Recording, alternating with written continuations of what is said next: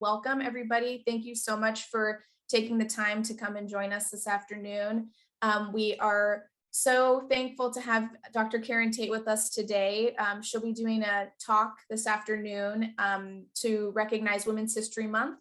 March is Women's History Month, and the National History Alliance theme this year is Women Providing Healing, Promoting Hope. So thankfully, Karen agreed to talk about her experiences working in the medical field, specifically in Yolo County.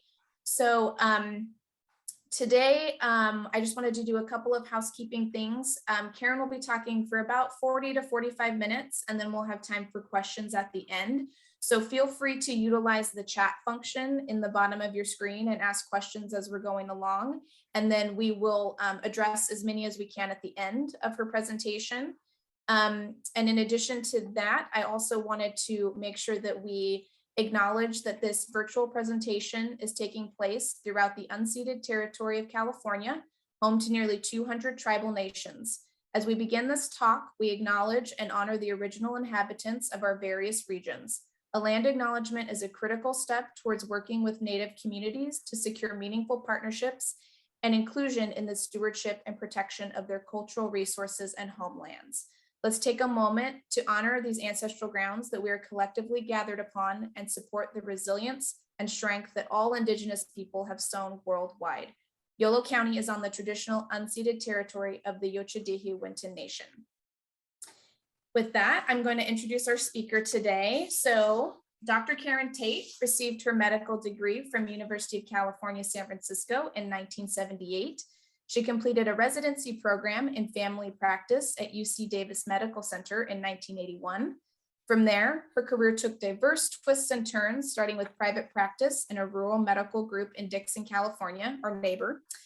She gravitated to correctional medical care, providing jail medical services in a variety of counties, participated in state regulation of jail medical care, and provided expert witness testimony in jail and prison litigation.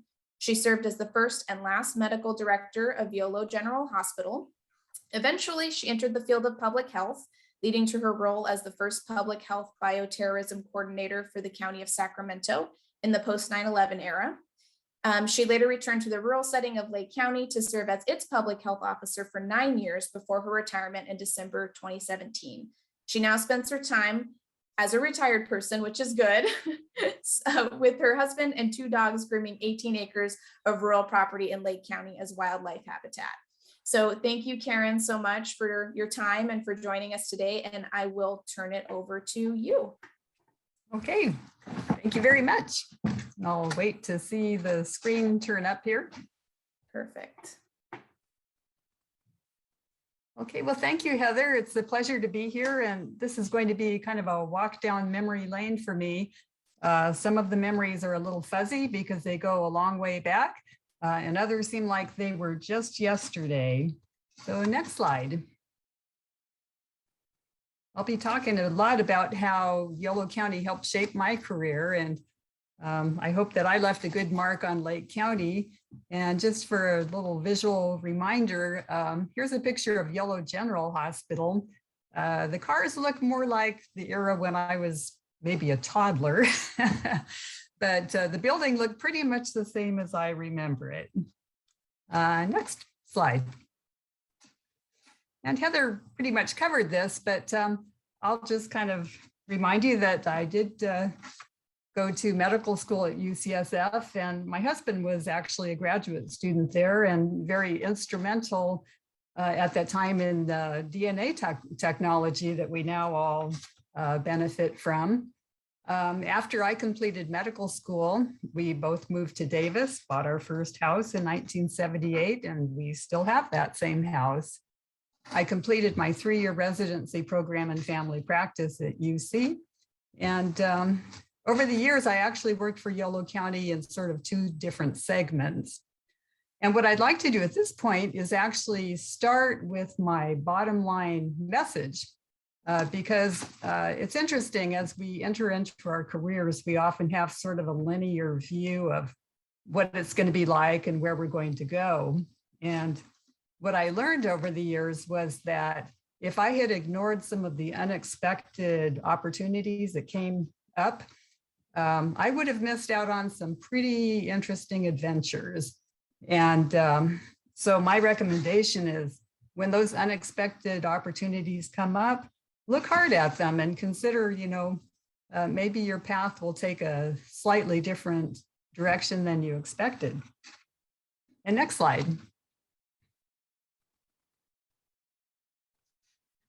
Okay, so in 1981, having finished my residency program, I had an opportunity to enter private practice on a half-time basis. And I was really fortunate to have a partner, Joe Sugar, in Dixon, who was an excellent partner. He actually liked managing the practice. And as you'll hear over and over today, administration and business management is not my strong point. So I was really happy to be able to go and just be a clinician.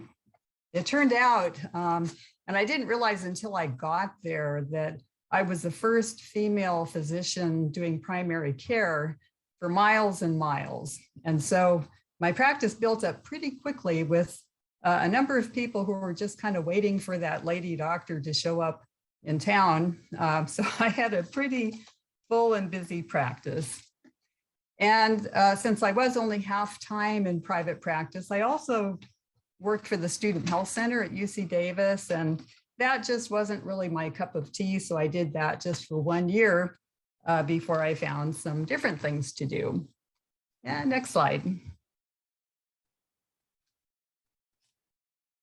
So in 1981, still in my first year of practice, this was one of those kind of life-changing moments that I didn't recognize at the time. But later on, I realized this was what really turned the whole trajectory to a different direction. And at the time, Dr. Bob Bates was the Yolo County Health Officer. And he gave me a call to ask me if I would consider providing some jail healthcare services for the county.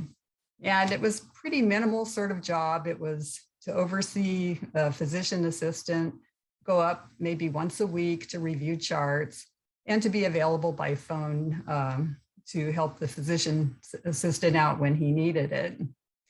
And I thought, okay, Dr. Bates knows I'm the new kid on the block. I'm probably too naive to know to say no. And my curiosity was piqued. So I basically went up to the jail. I had never seen the inside of a jail, thankfully, just to kind of check it out.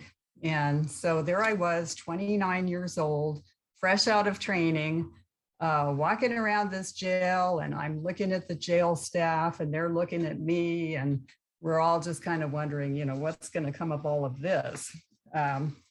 But it looked kind of interesting. So I decided, okay, I'll go ahead and give this a try. I felt that my family practice training was pretty well suited to the jail.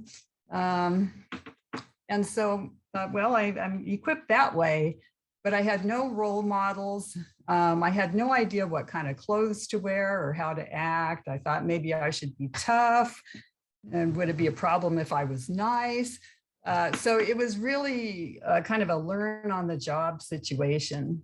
And the jail was in the old building on North Street in Woodland. That was where the Sheriff's Administration office was. And it was an old, basically concrete with bars. You can see from the exam room here, it's just a modified cell. And even the furniture then was old. So we kind of got the leftovers and sort of pieced things together. And so it was an interesting environment in which to work. And yet it turned out to be very gratifying. And I was treated extremely well by the Sheriff's Department. They were very supportive. And I pretty much gradually worked out my approach to how I would conduct myself, and it was starting to come together pretty nicely. The other interesting thing was that Bob Bates had actually gotten that program in the new California Medical Association accreditation program for jail health services.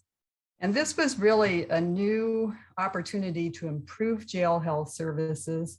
It was really the beginning of kind of a Renaissance era where they took jail health care kind of out of the backwaters and made it really a profession to, aspire to provide quality services in that environment. The other thing was that there was never, ever a dull day in the jail. And I'll give you a few examples of some crazy things that happened.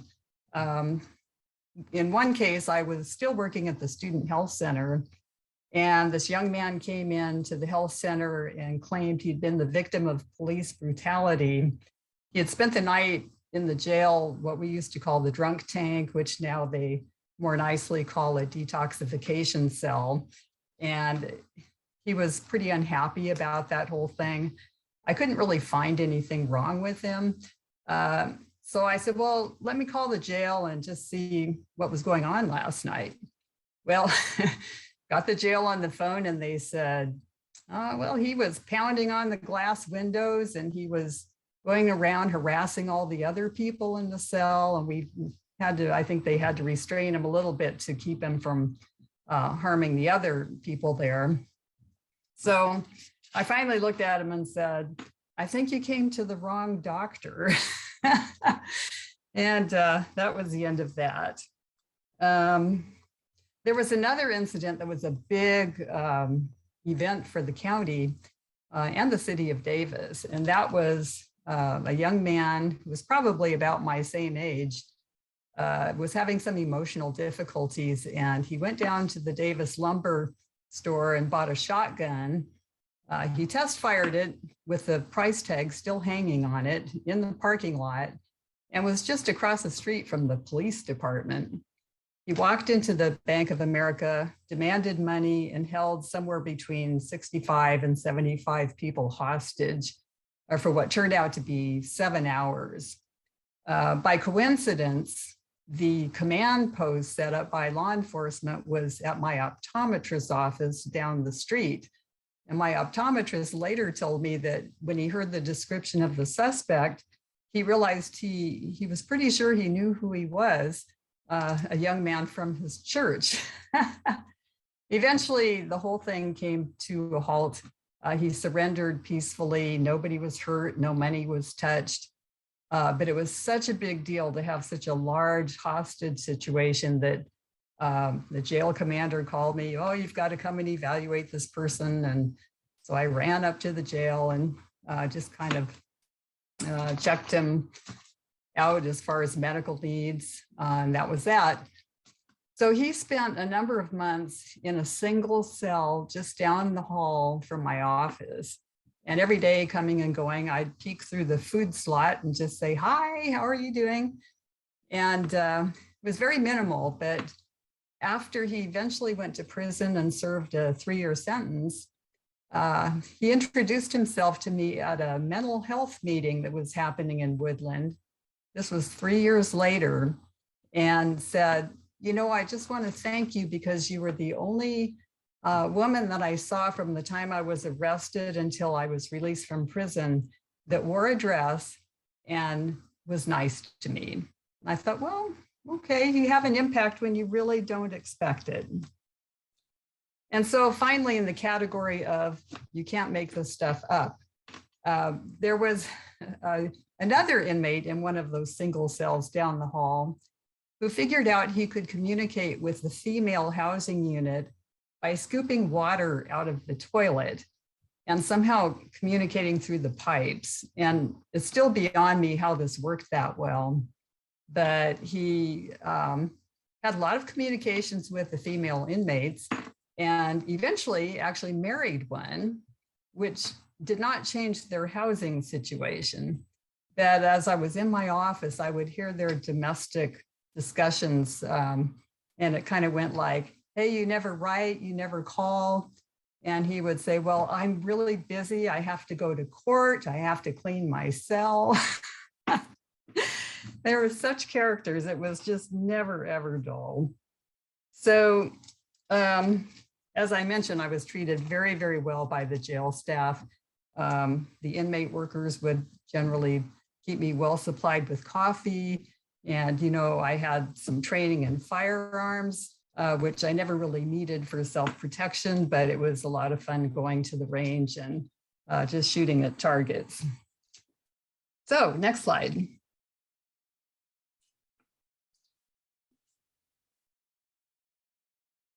So after 5 years, I was really beginning to enjoy the work so much and almost felt like it was a calling. I decided to go full-time into jail medicine. And that meant leaving my private practice and also leaving the Yolo County Jail, both of which I was very, very attached to, but I really felt that I wanted to go full-time with the jail. So I went into that and went to work for the Sacramento County Jail. And that was a somewhat more, I would say, rigid system. It was much bigger. It was certainly a different environment compared to the Yolo County Jail that was smaller and it was able to be a little bit more flexible, but it did work out well. You know, we got our rhythm down and it really was a good year in Sacramento County. Next slide. But after one short year, opportunity knocked from Yolo County again. And it was sort of the offer I really couldn't refuse. And the first part of it was that they had created a new position within the hospital administration of Yolo General. And that was set up really to help them kind of navigate what they could see was a difficult future ahead of them. And so even though I told them, you know, I'm not trained in medical administration, you know, I'm really not strong at that. They said, we just want you to be able to interface with the doctors and give us guidance. And I said, okay. And the carrot that I couldn't turn down was getting my old jail back.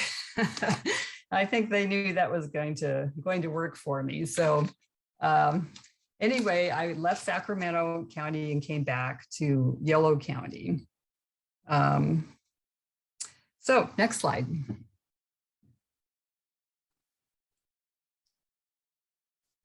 So one of the really wonderful things we were able to do with the jail medical services was to design a medical unit that would be in the new, what was going to be built, the Monroe Detention Center, which opened in late 1988. So we went from being in a single cell, modified to be an examination room, to creating a medical facility that was ample in size and provided us some observation rooms for patients. It was brand new to us and we were really, really excited to move in there.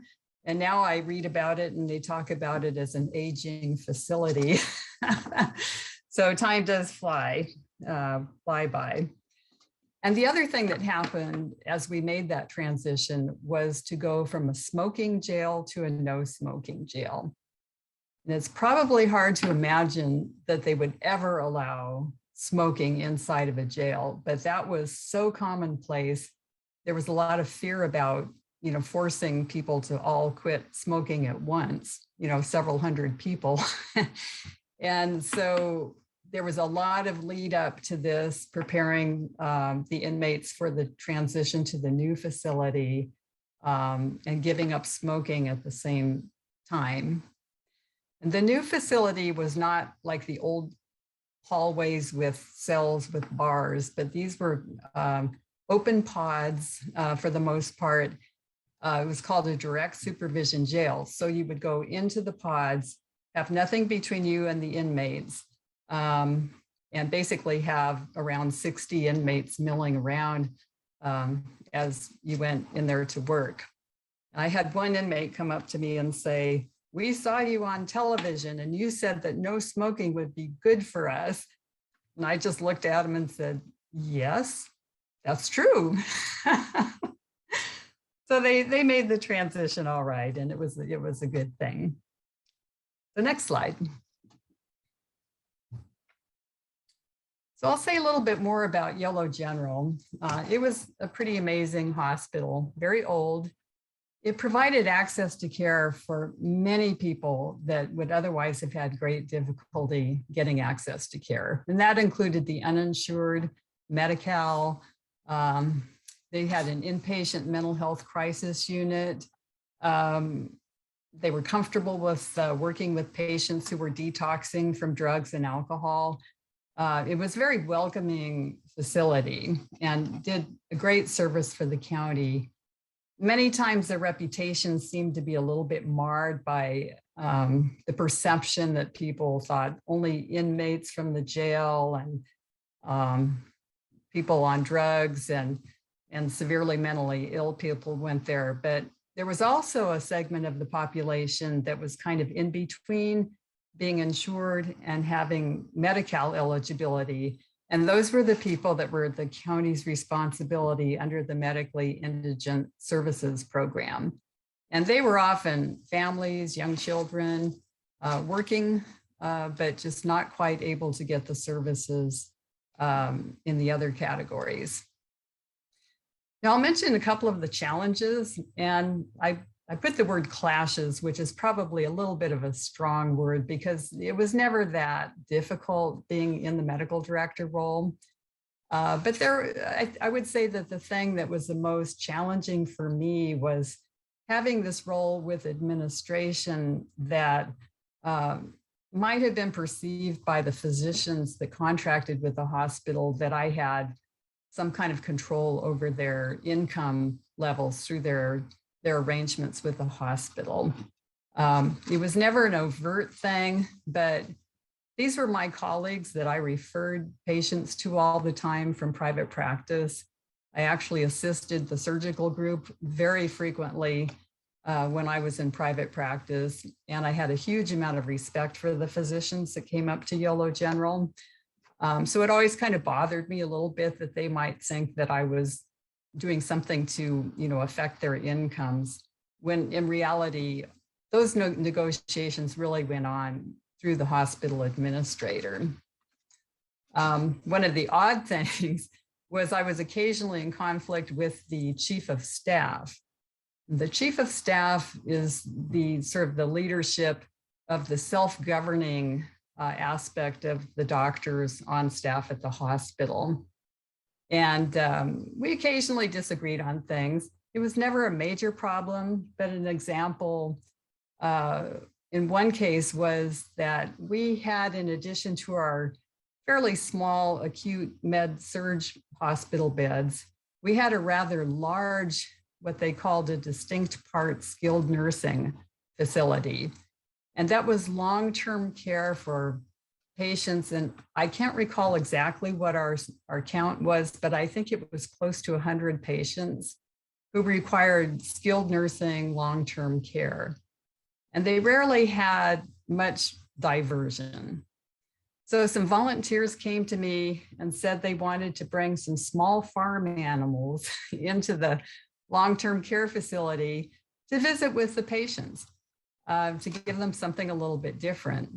And I was pretty flexible on these things, and I thought, that sounds great. So they came and did that.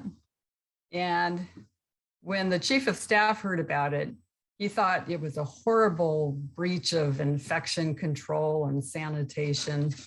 So we pretty much agreed to disagree, but nothing really came of it. But we were happy that the patients got a little diversion. So the funding for the hospital was just inadequate in so many ways. And that was the big problem for Yolo General. It was an old facility that was, basically at risk of crisis at any time. So one day, Mr. Dave Hendry, who was a hospital administrator, was in Sacramento being interviewed about the hospital financial issues, and was on television news. I think it was Rosie Gaitan, if anybody remembers her as a pretty colorful news personality. And she said, Mr. Hendry, what do you mean when you say deferred maintenance? And he said, just drive over to the hospital and ask Dr. Tait to show you the basement. So she did. She showed up with her cameraman and we went down to the basement where there was caution tape everywhere. And the reason for it was the amount of asbestos insulation in the basement around the pipes was potentially very dangerous to health if it was disturbed. So you really couldn't go near it. And to get rid of it would have been extremely expensive, more than anything the hospital could afford to do. So it was really a huge problem. And it looked like the insulation was about the only thing holding these aging pipes together. And had we had a leak in the pipes, it would have been a catastrophe that we would have to close the hospital, immediately. So anyway, that was one of the infrastructure problems that just couldn't really be fixed. And the other thing that happened was we occasionally had bomb threats. And I never really understood why, but we had one that was, in the judgment of the police department, a credible enough threat that they recommended immediate evacuation of the hospital. So I have never seen staff move as fast as they did. It literally took about 15 minutes. And that included moving a ventilator patient out to the parking lot, being ventilated by hand. These many long-term care patients that the nurses were just flying through the hallways, pushing these beds on wheels out to the parking lot. And they were done very, very fast. It was really impressive. And many of the long-term care patients really didn't know what was happening, but they were really pleased to be outside getting some sunshine. And I saw a lot of rosy cheeks. So that was interesting. And then the police department came to me and said, well, as a member of administration, it's your obligation to walk through the hospital and see if you can see anything that looks out of place that might be a bomb. And I thought to myself, I don't remember signing up for this. It was kind of strange, but I did it, and we didn't find anything, so it all turned out fine. But what I didn't realize was this was my first introduction to something that I would do again. Fast forward to 2004, when I was a participant in the Sacramento Regional Office of Homeland Security.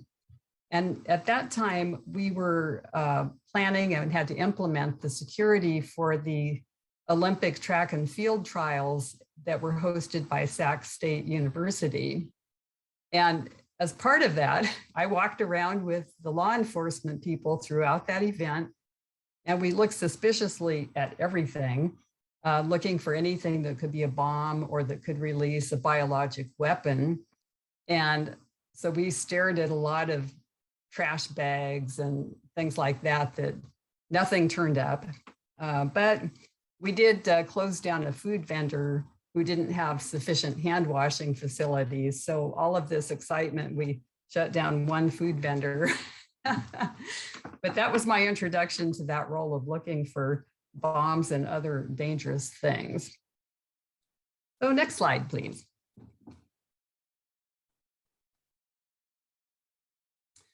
Okay, so Yolo General, as mentioned, was a very old hospital.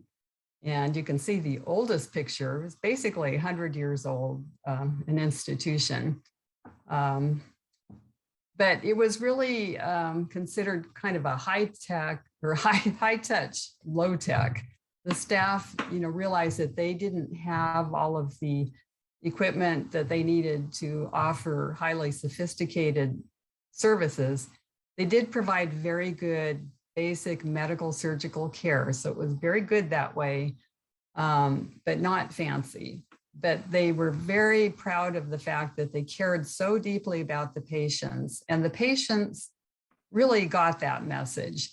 And so you can see there were, comments made by patients who just really appreciated being, welcomed and treated so compassionately and kindly that they recognized that in the hospital. Next slide. But, reality does sometimes, strike.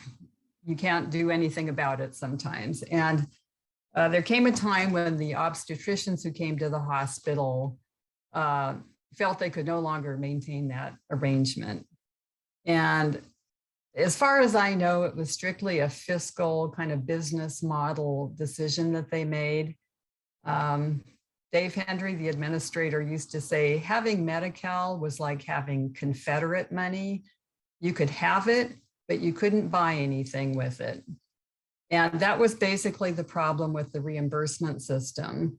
So the obstetricians pulled out from the hospital, and we were fortunate that we had a couple of nurse practitioner midwives who agreed to continue to provide the prenatal care services at Yolo General in the outpatient clinic. And then the women would be directed to go to Woodland Memorial Hospital for their delivery. It was a decent compromise, but it had a few glitches. And one problem was that the patients didn't have an opportunity to be introduced in advance to the delivery unit at the hospital. So one instance I recall very vividly, a family with a woman in active labor was driving in from Esparto, and they got to Cottonwood Street, and there were two hospital signs. One pointed to the right and one pointed to the left. Well, they picked the one to the left, which brought them to Yolo General. And I was walking down to the emergency room to greet our brand new emergency room doctor who was there for his first day of work. And when I got there, I found out he was out in the ambulance bay delivering a baby in the car of this family that had taken the wrong turn. And it all came out fine. We were very proud of our new doctor. He was really a superstar and continued to be for a long time. The next slide. So in about 1987, efforts at trying to get funding for the hospital to keep it going really intensified. And it started with the closure of Shasta General Hospital.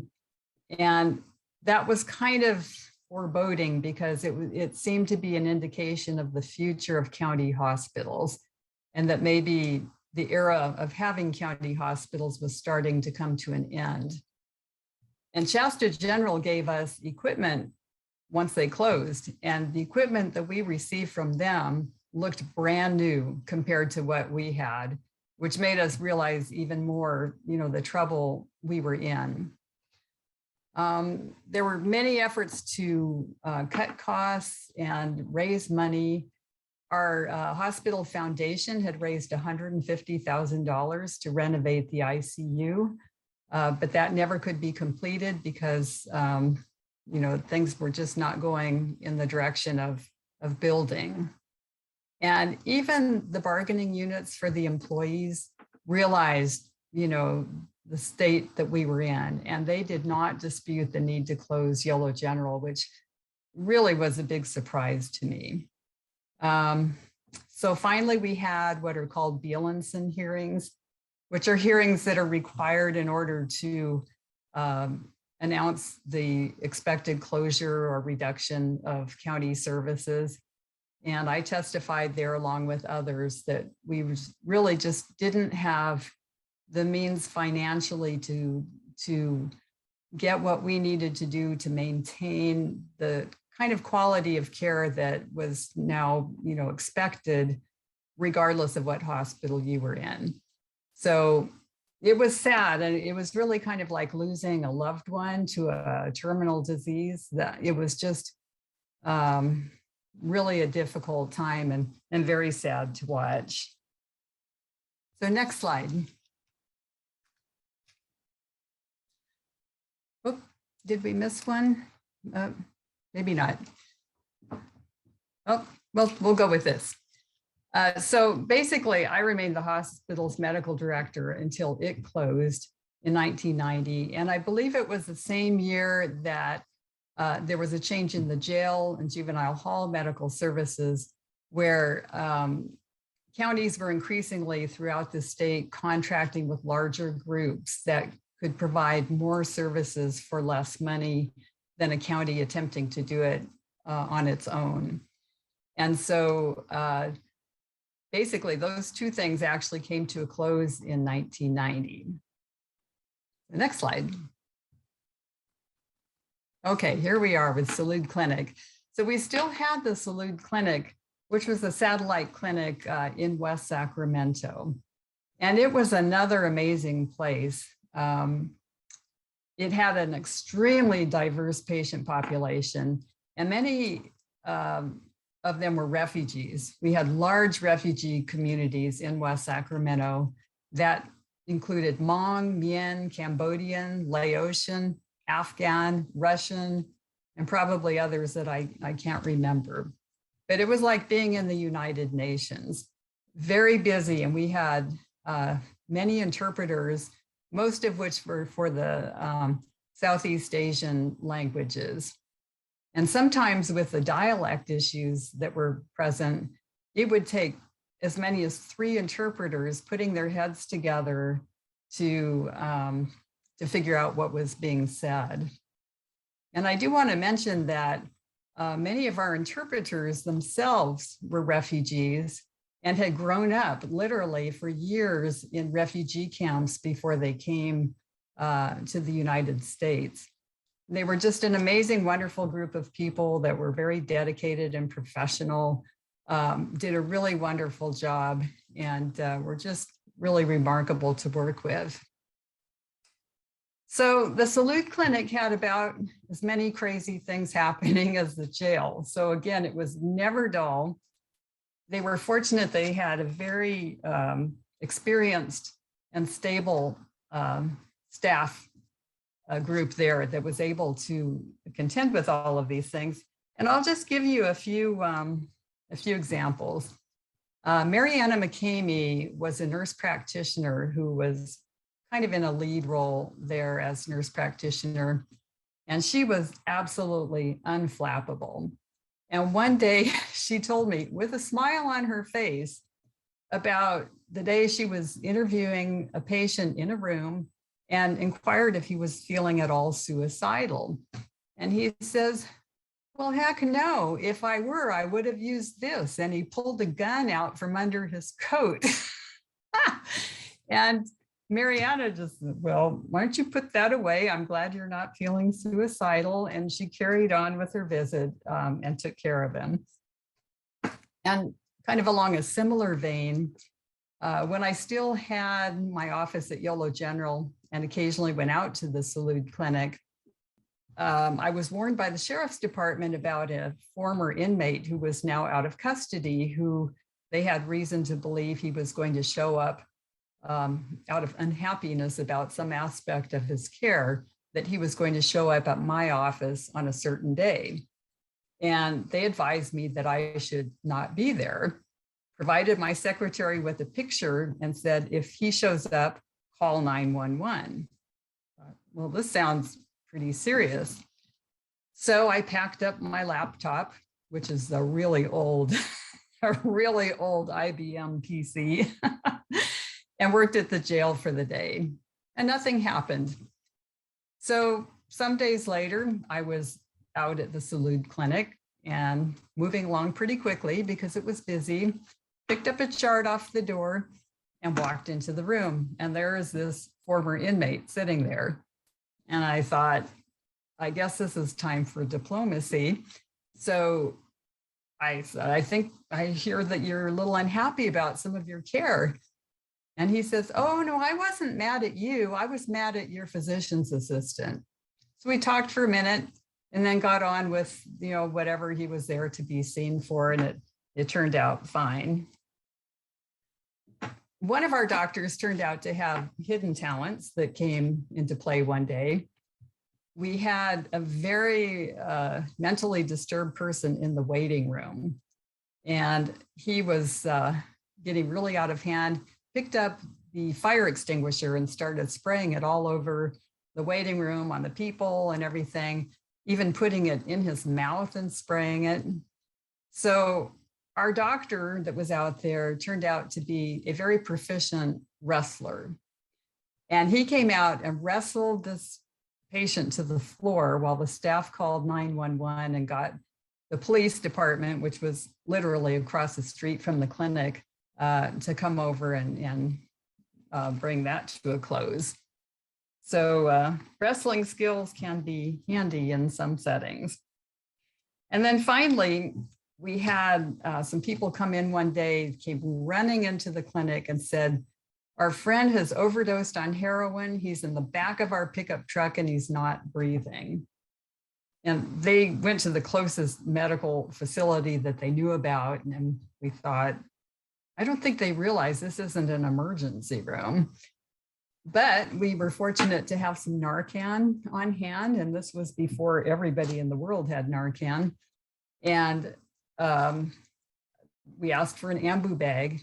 And the physician's assistant, big tall guy, went running out to the pickup truck, leaped over a hedge to get there, started ventilating the patient with this ambu bag that looked so old, it seemed to be out of a medical museum. It was so ancient looking, and gave him Narcan, resuscitated him, and we were able to send him to an emergency room from that point on. So he did fine.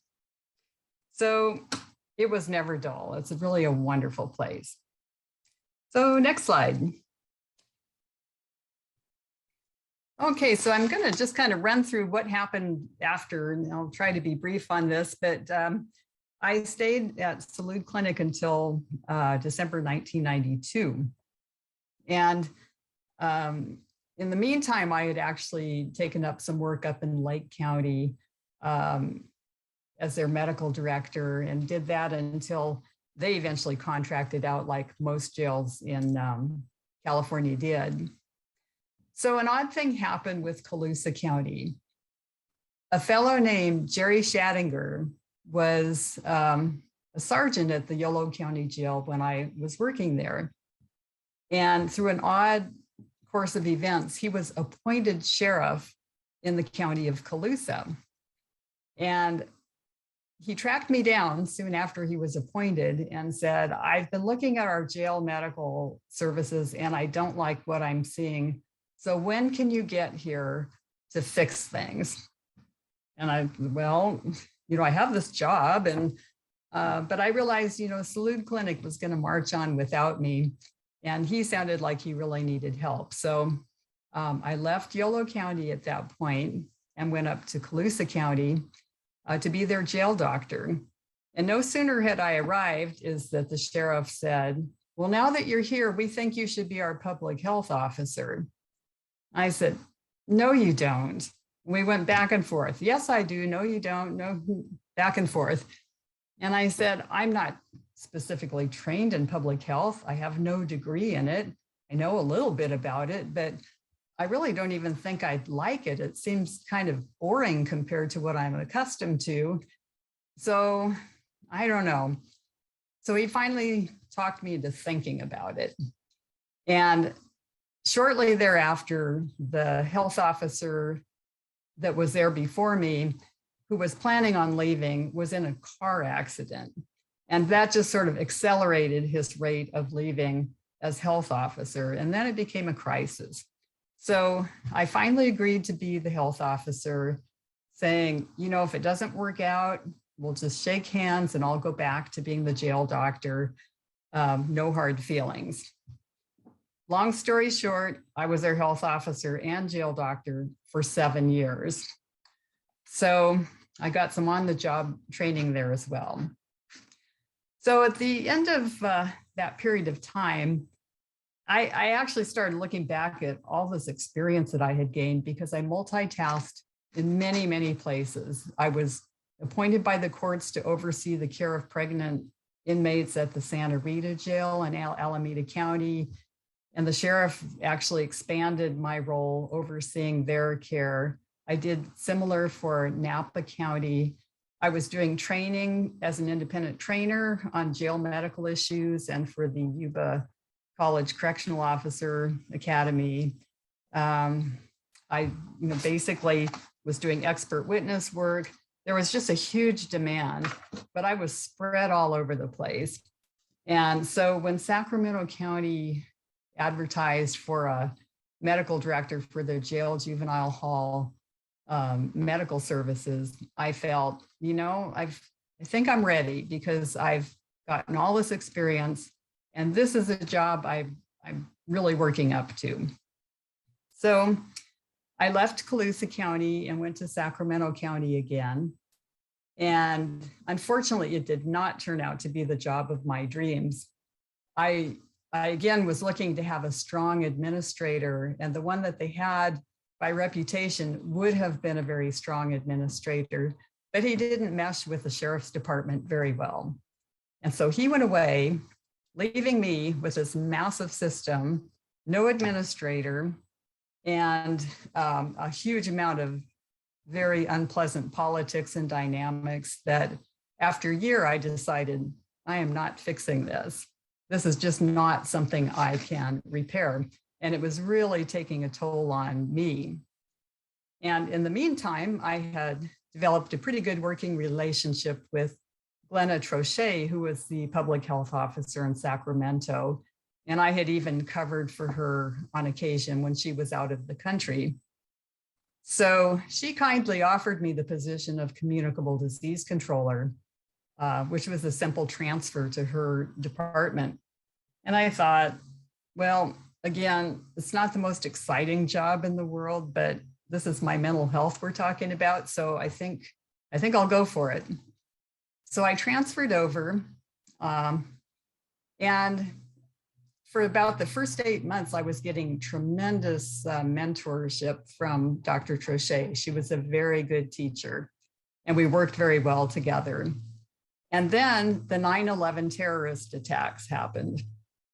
And then suddenly public health became a much more interesting field because we were expected to be much better prepared for biologic threats. And it required us to coordinate well with law and fire disciplines. And public health, sometimes it's kind of like oil and water when it comes to working with these, especially the law enforcement agencies. But Dr. Trochet said, well, you've worked with law enforcement a lot and you actually like it. So I said, yes, I do. And so I was able to kind of take the lead on that bioterrorism planning. And as the grants started flowing in 2003, then I was named the bioterrorism coordinator for Sacramento officially.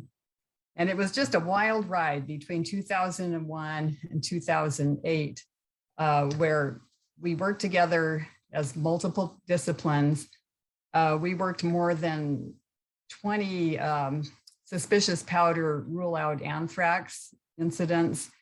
I was in almost daily communication with the FBI, and all of the law, fire, and public health, myself, agencies combined our grant funds and actually created what's called a fusion center, which is an intelligence sharing, secure facility that also had a training component out at the old McClellan Air Force Base. So I felt like we really got a lot done. And what I realized at this point was that this was really the job I was working up to do. This was my dream job. But eventually the commute to Sacramento started to wear on me. I started looking forward to kind of the last phase of my career. And I had held on to a little remnant of work with Lake County. When I went up on weekends, I still reviewed their drug and alcohol charts for them.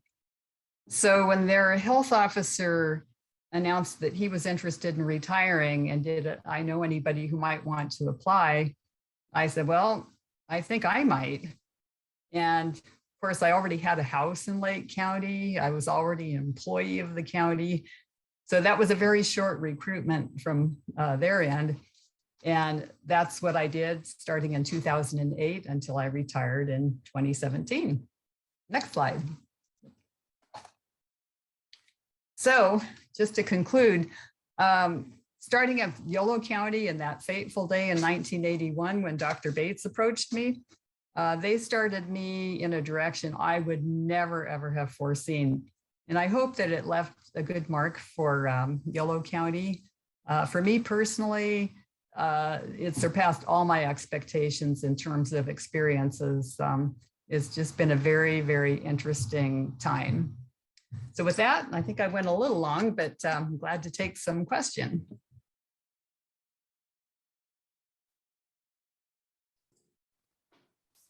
Okay, well, I'm not seeing anything in the chat box yet, but that's okay. We'll give some people some time to formulate some questions. I had a couple for you, Karen, as you were chatting.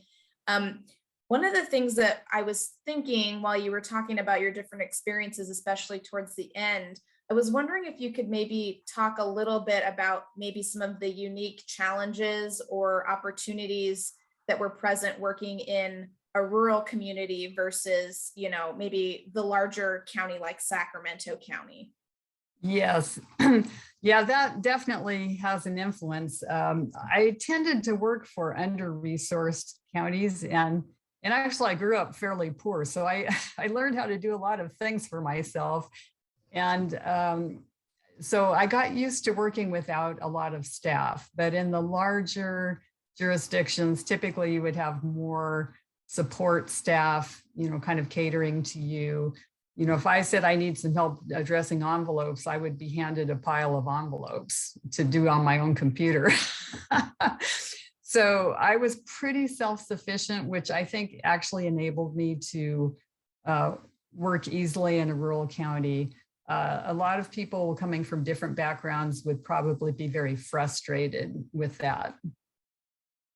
And you also had to be very resourceful. I mean, you had to make something out of nothing sometimes, improvise and take some creative approaches to getting things done, just because you couldn't always do it in the traditional ways. Yeah, and I would say that I've experienced that too, working in Yolo County. And I think sometimes it ends up being to your benefit because you also end up creating some great collaborations and partnerships with other people that help you get the work done. Exactly. I wouldn't really have it any other way because I actually felt like I had a much better handle on things if I did it myself, and it was just much more personal and more efficient in some ways. Yeah, especially I would think with healthcare, having it be more personal, I'm sure is beneficial. Yes. We do have a question coming in from our viewers. So this person is interested in why you decided to go into the medical field in the first place and what drew you to medicine. That's an interesting question. When I was in high school, I actually thought I would go into nursing. And there was an older lady who was a Red Cross volunteer that I actually worked under. And she said, no, I think you could do medical school. And I did not have the funds to really feel comfortable doing that route. She said, I will contribute to your education. So unfortunately, she died when I was in college. And so I really lost that promised financial support, but I was in it already. I was in the pre-med track and it's like, I'm going to keep going. But the other odd thing was my high school guidance counselor said, well, what do you think a doctor is like? I mean, why do you want to be a doctor? And, you know, I kind of described what doctors I knew were like. And then I described myself and they said, well, you don't sound anything like a doctor that you described. And I said, well, I don't really want to be like the doctors that I know. So I had my own kind of ideas about, you know, what I wanted to be. So it worked out, fortunately. Yeah, that actually dovetails really nicely into one of the questions that I had too, which had to do with mentorship. So I was just curious, you talked a little bit in this example about how you had been kind of inspired by the Red Cross nurse. And I'm curious, especially with the jail part of your career, I'm sure that's a very male dominated environment. A lot of the upper administrative people in hospitals are male. And so I was wondering, did you have any mentors that really helped you along the way? And also, were you able to mentor any women that were working below you? Yeah, I didn't have a lot of mentors. There was a lot of trial and error. Fortunately, because I was so accepted and supported, I was able to kind of figure things out. And I realized that actually being female was a bit of an advantage with the inmates, which were 90% male. But when people go to jail, they're often in a big state of crisis. And one of the skills I really learned to hone was how to put someone at ease in about 5 seconds, because you don't get a lot of time with them. And I think I was very non-threatening to them, which actually worked, to the benefit of the patient, and worked well for me. So a lot of trial and error. I didn't really get resistance.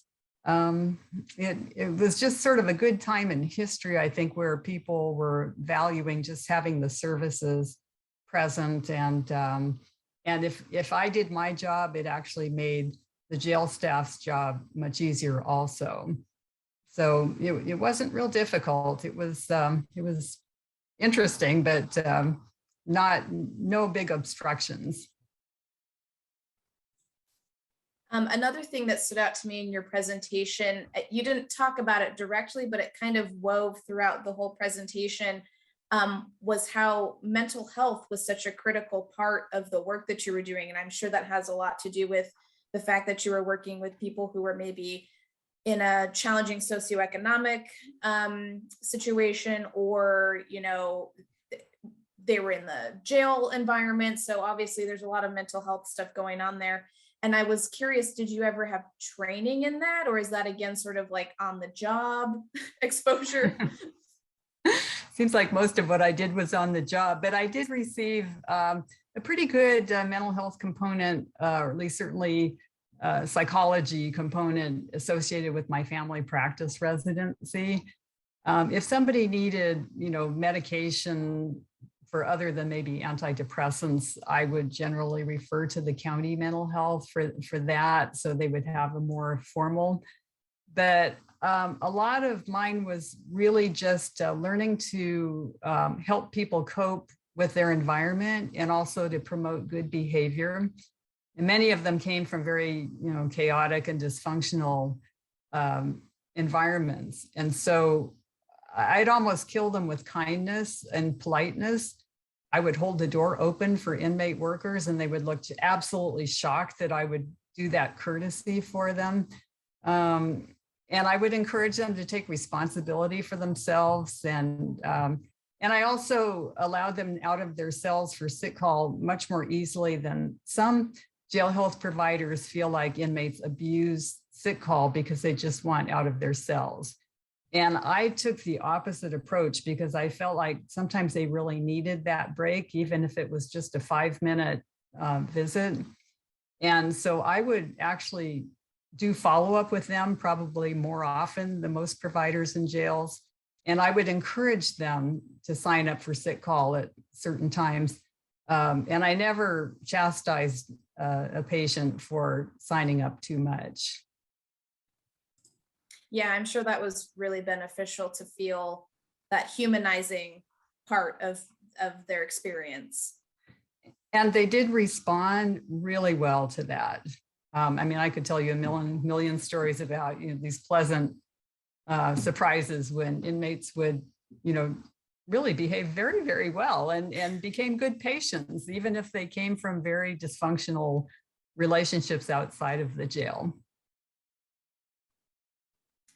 Okay, well, those are all the questions that I had. I want to thank you again so much, Karen, for joining us today. Definitely, I think that your work with the county has been so beneficial throughout the years, and we should all be grateful to have had you for as long as we did. Yeah, so I just want to say thank you again for everyone who attended. Happy Women's History Month. And like I said, this will be up and available on our YouTube page. We'll send another email and I will post on our social media when it's up and available.